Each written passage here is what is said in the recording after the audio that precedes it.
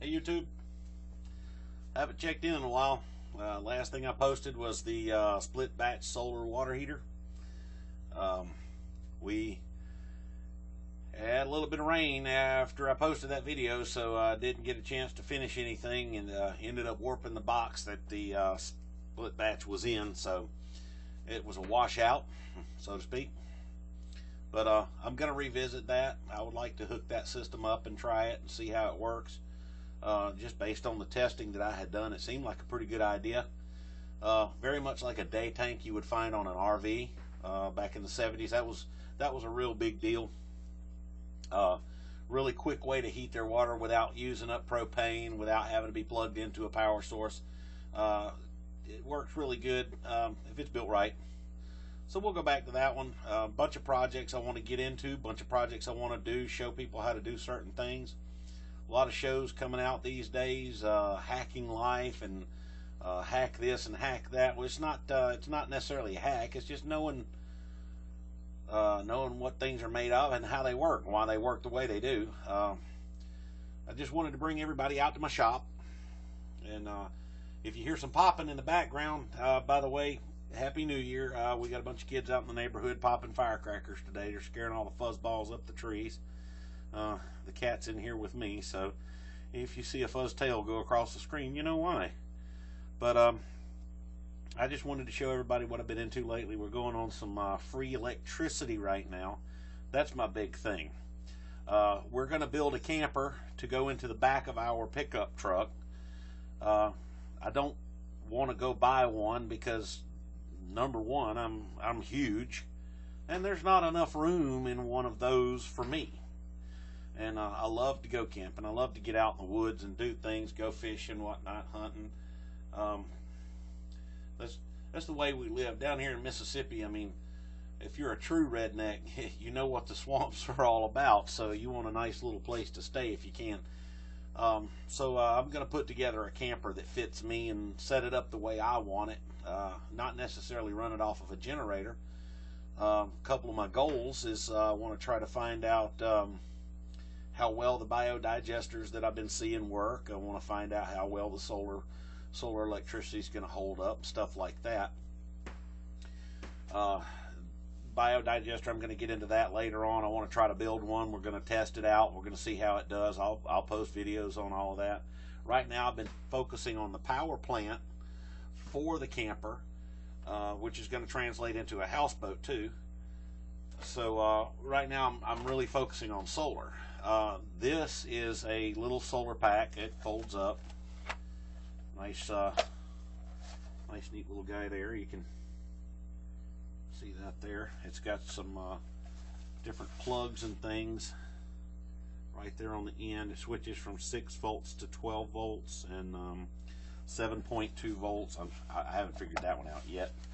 But inside it has a bank of AAA rechargeable 1.2 volt batteries. But something like this would be excellent in the window, you know, something like that to trickle charge a small 12 volt battery to run, you know, a couple lights or whatever. If that's how simple you want to do it, it's that simple. You can buy light bulbs and light fixtures that run on 12 volt, and that'll you know, run lights, radio, stuff like that. So me personally, I like a few more things. Really, at nighttime we'll sit and watch television or something like that, so you can't really do that very well on a 12 volt system. So what we've done is a couple of words you're going to hear me say a lot: Harbor Freight. I sing their praises all the time. Most of the tools in my shop are Harbor Freight. It gives me the ability to have higher end tools without spending next month's salary for those tools. You can pick up relatively inexpensively, like the bandsaw behind me. I've got a belt sander over here. It's a tabletop sander. It's got a disc on it. We've got a drill press back over in this corner. You can't really see that, but I'll kind of pan around the shop here a little bit so you can see what we've got. We do steel work. We do woodwork, electronics. Get into a little bit of that.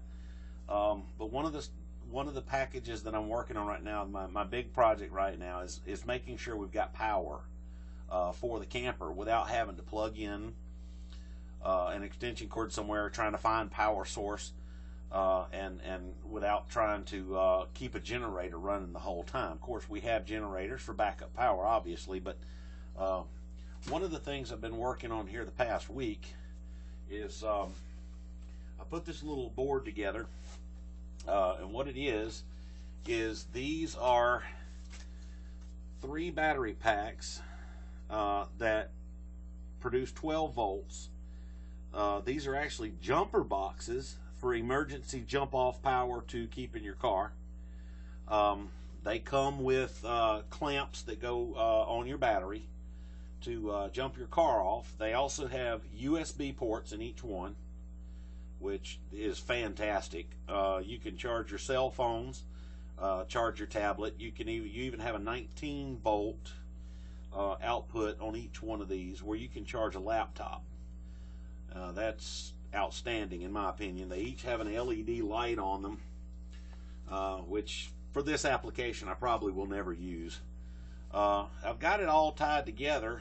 We wired everything up so they're all ran together, and they actually go to a couple of power points on the board.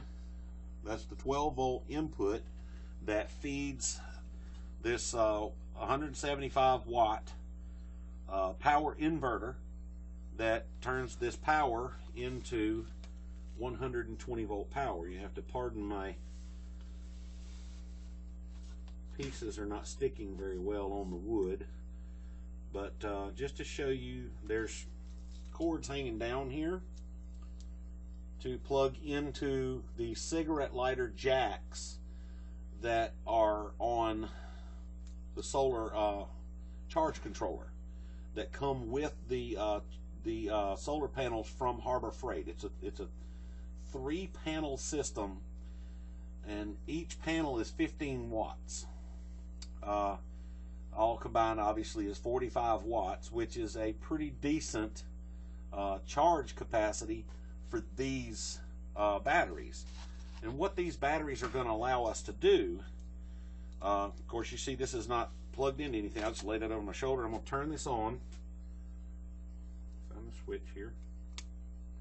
There we go. We have power, and fault light lit up and went out.